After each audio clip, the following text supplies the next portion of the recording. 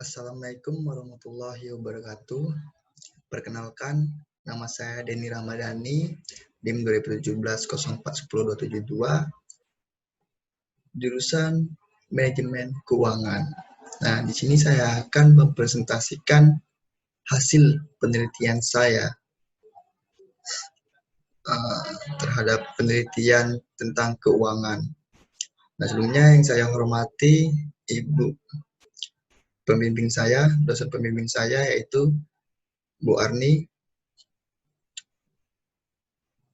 Baik, di penelitian yang saya teliti ini berjudul yaitu analisis pengaruh kepemilikan manajerial, leverage keuangan, profitabilitas, ukuran perusahaan, dan likuiditas pada nilai perusahaan dengan kebijakan dividen sebagai variabel mediasi pada industri manufaktur.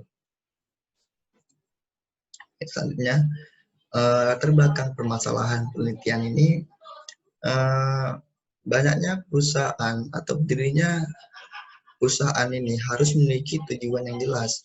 Nah, tujuan ini atau tujuan perusahaan ini dalam perspektif manajemen keuangan pada dasarnya adalah untuk memaksimumkan nilai perusahaan.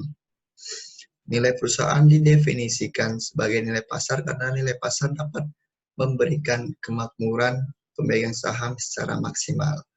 Apabila harga saham perusahaan tersebut akan meningkat, berbagai kebijakan yang diambil oleh manajemen dalam upaya untuk meningkatkan nilai perusahaan melalui kemakmuran pemilik dan para pemegang saham yang tercermin pada harga saham. Brigham dan Huston pada tahun 2006.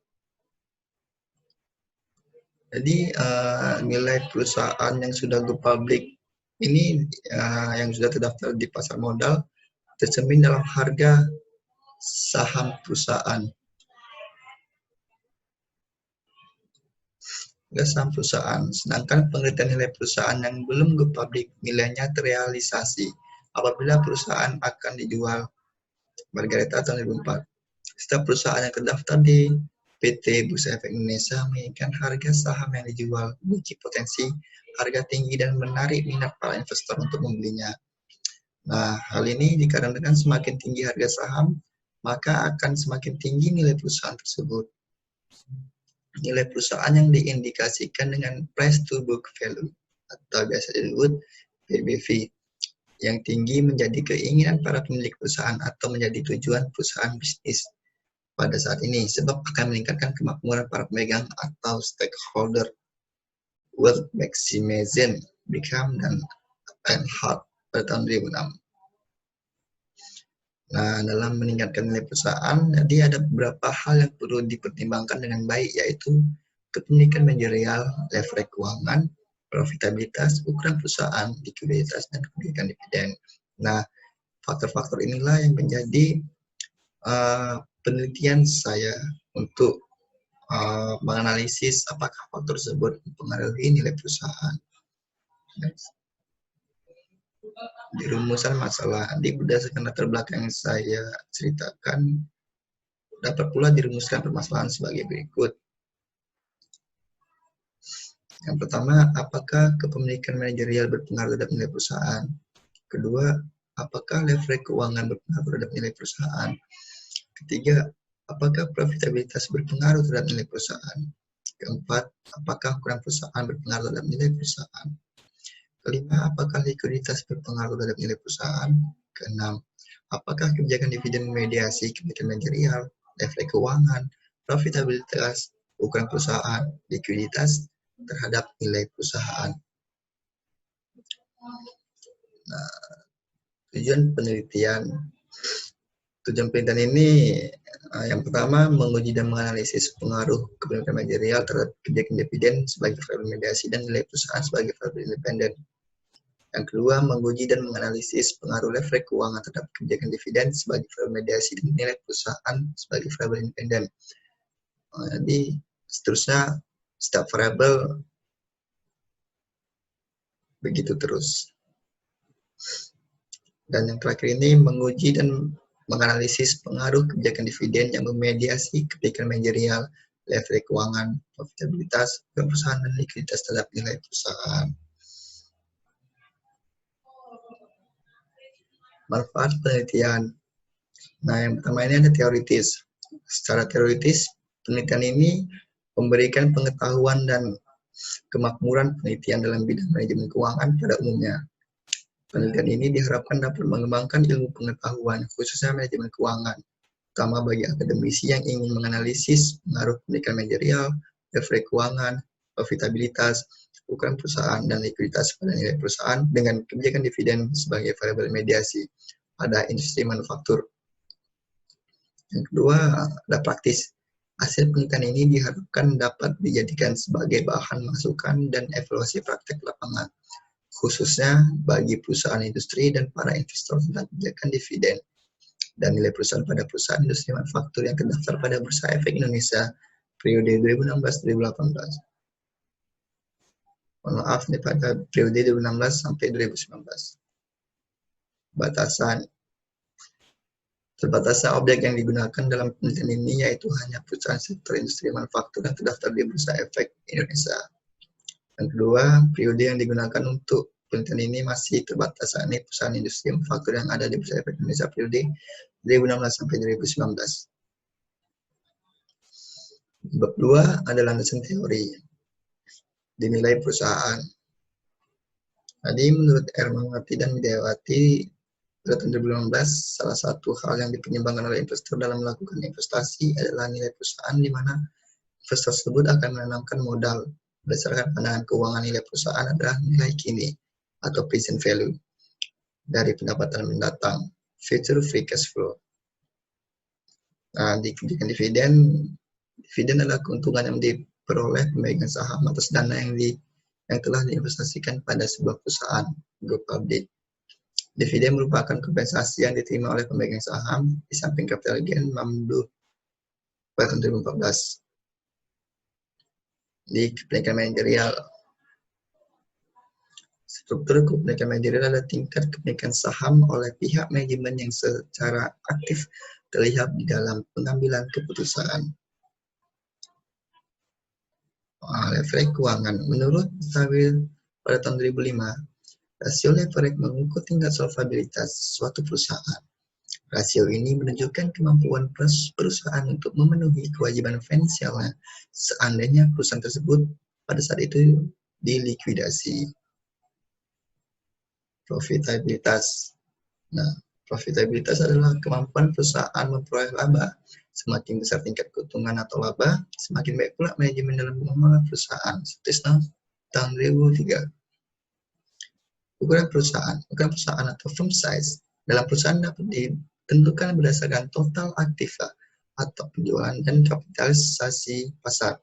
Semakin besar total aktiva, penjualan dan kapitalisasi pasar, semakin besar pula ukuran perusahaan tersebut. Likuiditas. Likuiditas sering digunakan oleh perusahaan maupun investor untuk mengetahui tingkat kemampuan perusahaan dalam memenuhi kewajibannya. Kewajiban tersebut bersifat jangka pendek. Kewajiban jangka pendek itu seperti tagihan listrik, gaji pegawai, atau hutang yang telah jatuh tempo. Nah, ada pula beberapa teori yang digunakan dalam penelitian ini, yaitu teori agensi, berindian teori, teori dividen residual, teori trade-off, signaling, pendekatan Modigliani dan Miller. Yang terakhir itu ada pecking order. Jadi itulah alasan saya mengapa meneliti faktor-faktor tersebut, karena faktor-faktor tersebut sangat mempengaruhi nilai perusahaan. Nah, kita lanjut, ada penelitian terdahulu. Nah, di penelitian terdahulu ini banyak penelitian yang sangat berbeda dari penelitian sebelumnya. Ada yang positif signifikan, ada yang negatif signifikan, banyak yang berbeda. Lanjut ke logika hubungan antara variabel dan hipotesis. Yang pertama, pengaruh kepemilikan manajerial terhadap nilai perusahaan. Nah, berdasarkan teori keagenan, seringkali terjadi konflik keagenan yang terjadi disebabkan adanya perilaku pihak-pihak yang terlibat dalam perusahaan yang memiliki kepentingan berbeda, yaitu antara agen dan prinsipal. Nah, dari itu, jadi berdasarkan pernyataan di atas, maka posisi yang berikut. H1, kepemilikan manajerial berpengaruh negatif terhadap nilai perusahaan. Yang kedua ada pengaruh leverage keuangan terhadap nilai perusahaan. Menurut Sawit 2005, rasio leverage mengukur tingkat solvabilitas suatu perusahaan. Rasio ini menunjukkan kemampuan perusahaan untuk memenuhi segala kewajiban finansial seandainya perusahaan tersebut pada saat itu dilikuidasi. Nah, berdasarkan pernyataan di atas, maka hipotesis yang disusun sebagai berikut. H2, leverage keuangan berpengaruh negatif terhadap nilai perusahaan. Dan ketiga, pengaruh profitabilitas terhadap nilai perusahaan. Jadi berdasarkan teori persinyalan, salah satu kewajiban manajer adalah memberikan sinyal kepada pemilik mengenai kondisi perusahaan sebagai wujud atas tanggung jawab manajer dalam menjalankan operasi perusahaan, yaitu dengan mengungkapkan informasi laporan keuangan pada pemilik ataupun pihak yang berkepentingan. Berdasarkan pernyataan di atas, maka hipotesis yang disusun sebagai berikut. H3, profitabilitas berpengaruh positif pada nilai perusahaan. Yang keempat, pengaruh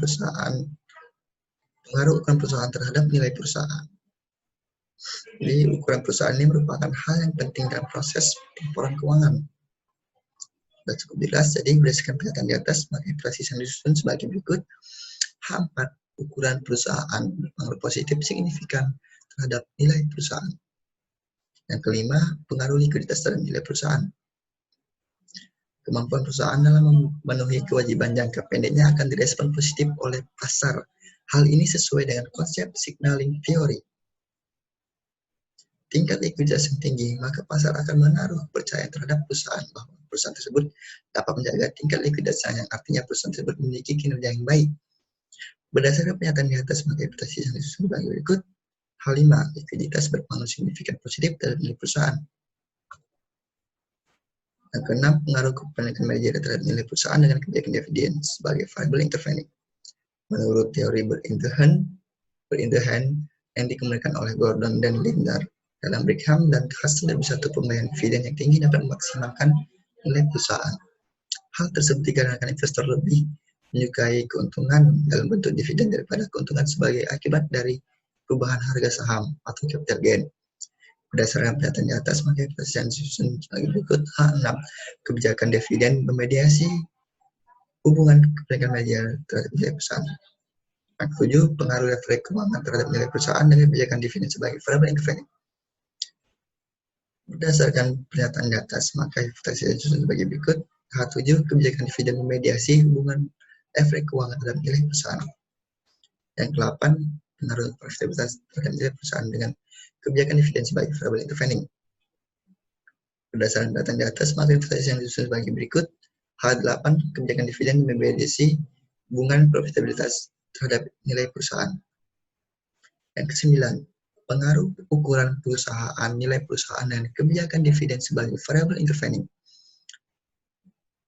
Berdasarkan pernyataan di atas, maka hipotesis yang disusun sebagai berikut. H9, kebijakan dividen memediasi hubungan antara ukuran perusahaan dan nilai perusahaan. H10, yang ke-10, pengaruh likuiditas nilai perusahaan dengan kebijakan dividen sebagai variable intervening. Penelitian Multini tahun 2008 menyatakan likuiditas yang dinilai dari arus kas bebas perusahaan memiliki pengaruh terhadap nilai perusahaan kas. Arus kas bebas mencerminkan kinerja manajemen keuangan dalam mengambil keputusan keuangan. Nilai perusahaan dapat memberikan kemakmuran pemilikan saham apabila perusahaan memiliki kas yang benar-benar bebas yang dapat dibagikan kepada pemilik saham sebagai dividen. Berdasarkan pernyataan di atas, maka hipotesis yang disusun sebagai berikut. H10, kebijakan dividen memediasi hubungan antara likuiditas dan nilai perusahaan. Nah, ini model penelitiannya. Jadi kebijakan manajerial hipotesis pertama positif signifikan terhadap nilai perusahaan.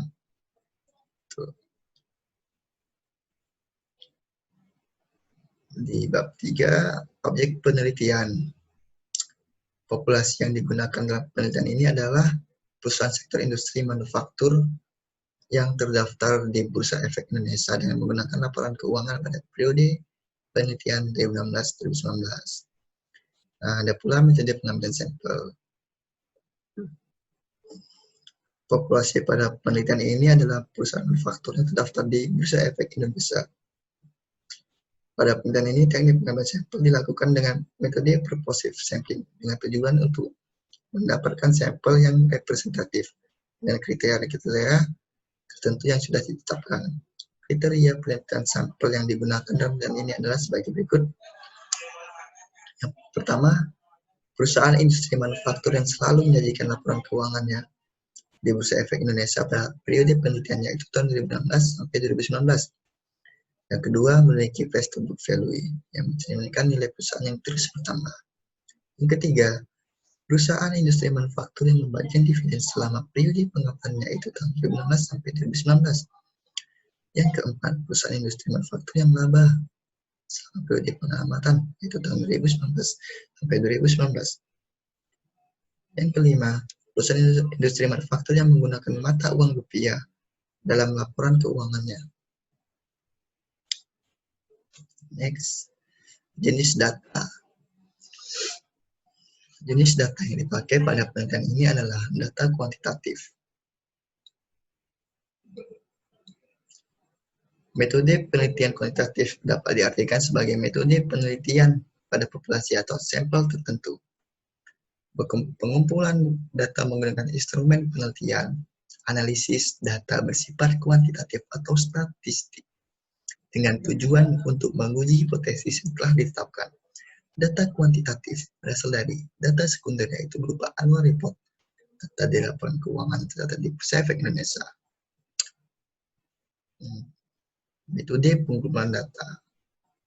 Pada penelitian ini, teknik yang digunakan untuk pengumpulan data adalah data arsip. Untuk hal yang berkaitan dengan data-data, penelitian ini menggunakan data sekunder, yaitu data didapat dari IDX, statistik, Bursa Efek Indonesia, dan website lainnya yang dapat membantu pengumpulan data yang dibutuhkan. Adapun data yang dibutuhkan yaitu mengenai daftar perusahaan, laporan keuangan, dan target segmentasi pasar. Next, definisi operasional variabel. Definisi operasional variabel adalah rangkaian penulisan yang di dalamnya mengandung uraian penjelasan dari variabel dan rumus yang digunakan untuk mengukur variabel tersebut. Variabel independen yang digunakan adalah kepemilikan, manajerial leverage keuangan, profitabilitas, ukuran perusahaan, dan likuiditas. Lalu, untuk variabel terikat atau dependen adalah nilai perusahaan. Penelitian ini juga menggunakan variabel mediasi, yaitu variabel yang menjadi perantara pengaruh variabel independen dengan variabel dependen. Ada pula variabel mediasinya adalah kebijakan dividen. Dan variabel yang akan dimediasi yaitu kepemilikan manajerial, leverage keuangan, profitabilitas, ukuran perusahaan, dan likuiditas. Variabel dependen, nilai perusahaan. Nilai perusahaan yang sering dikaitkan dengan harga saham adalah harga perusahaan di mana para calon pembeli bersedia membeli perusahaan jika dijual. Suat Usnan pada tahun 2000. Dalam penelitian ini digunakan perbandingan harga saham atau lembar dengan nilai buku atau lembar atau book value selama periode 2016 sampai 2019. Rasio price to book value atau PBV dapat dirumuskan sebagai berikut dalam satuan persentase sekiri pada tahun 2012. PBV sama dengan harga saham per lembar dibagi nilai buku saham per lembar dikali 100%. Di variabel mediasi itu ada kebijakan dividen. Hasil pembayaran dividen adalah persentase laba yang dibayarkan kepada para pemegang saham dalam bentuk kas, Beckham dan Gepensky hitam pada tahun 1996. DPR didistribusikan kepada pemegang saham dalam bentuk kas Gitman dalam Rosdeni pada tahun 2009. DPR ini ditentukan perusahaan untuk membayar dividen kepada para pemegang saham setiap tahun. Rasio ini dirumuskan sebagai berikut. Beckham dan Gepensky pada tahun 1996, DPR sama dengan dividen per share dibagi earning per share. Variabel independennya itu kebijakan manajerial. Kebijakan manajerial. Rumusnya jumlah kepemilikan saham oleh manajemen dibagi jumlah saham beredar dikali 100%. Leverage keuangan. Rasio total aset dapat dihitung sebagai berikut. Aifazian pada tahun 2003, Al-Nazan 2009, Al-Sudiri 2011. Darat sama dengan total utang dibagi total aset. Dan selanjutnya ada profitabilitas. Menurut Hanafi 2016, ROA dapat dihitung dengan menggunakan rumus sebagai berikut. ROA sama dengan net profit dibagi total aset. Ukuran perusahaan. Ukuran perusahaan diukur dengan menggunakan log natural dan total aset, Kepler dan Love 2002 dan Mati pada tahun 2005. Size sama dengan log of total asset.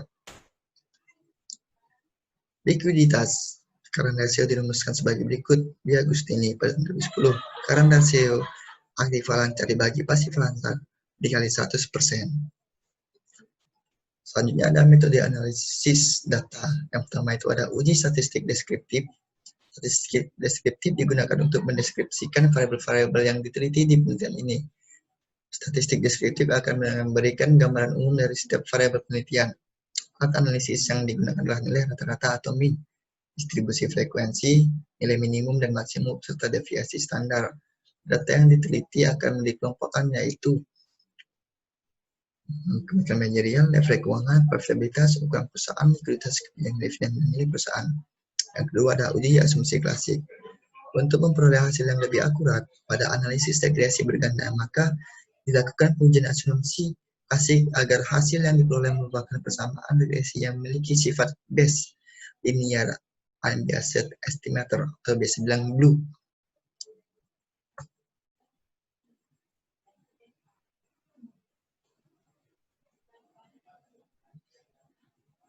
Next.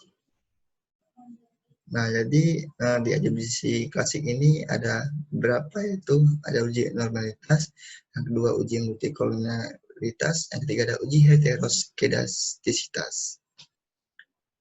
Yang keempat ada yang ketiga ada uji hipotesis. Nah, pengujian hipotesis pada penelitian ini adalah dengan metode analisis linier. Pengujian ini dilakukan untuk menguji kekuatan hubungan antar variabel dan untuk menunjukkan arah hubungan antara variabel independen dan variabel dependen. Adapun persamaan untuk menguji hipotesis dan penelitian ini adalah sebagai berikut. Model pertama, nilai perusahaan atau PBV. Beta 1, kebijakan manajerial ditambah beta 2, DAR, dikurang beta 3, ROA tambah beta 4, size tambah beta 5, CR, dan error term. Keterangannya, PBV nilai perusahaan, DPR kebijakan dividen, KM kemungkinan manajerial, dan level keuangan, ROA profitabilitas, ses ukuran perusahaan, CR likuiditas, beta koefisien regresi, error term. Uji nilai T. Tujuan uji parsial adalah untuk mengetahui seberapa jauh pengaruh variabel independen terhadap variabel dependen parsial. Pengujian hipotesis dilakukan dengan tingkat signifikansi sebesar 0,05 atau alfa 95%. Atau tingkat keyakinan sebesar 0,95. Ketentuan dalam pengujian ini adalah sebagai berikut. A. Jika tingkat signifikansi kurang dari 5%, HA ditolak dan HA diterima. B. Jika tingkat signifikansi lebih besar dari 5%, HA diterima dan HA ditolak. Yang kelima adalah analisis regresi mediasi.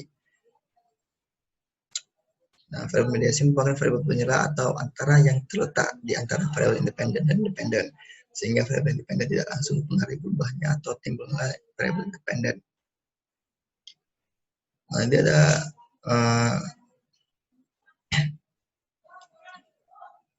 beberapa model ya untuk menganalisis mediasi. Persamaan pertama ini Y1 sebenarnya alfa tambah beta 1, X1 tambah beta 2, X2 tambah beta 3, X3 tambah beta 4, X4 tambah beta 5, X5. Jadi pada pengujian variabel mediasi Y1 dinyatakan sebagai variabel mediasi jika memenuhi kriteria sebagai berikut. Jika pada persamaan pertama, variabel independen X berpengaruh terhadap variabel independen Y2. Jika pada persamaan 2, variabel independen X berpengaruh terhadap variabel yang diduga sebagai variabel mediasi Y1. Jika pada persamaan 3, variabel yang diduga sebagai mediasi Y1 berpengaruh terhadap variabel independen Y2. Yang keenam itu ada koefisien determinasi R2. Pada intinya mengukur seberapa jauh kemampuan model dalam menerangkan variasi variabel dependen.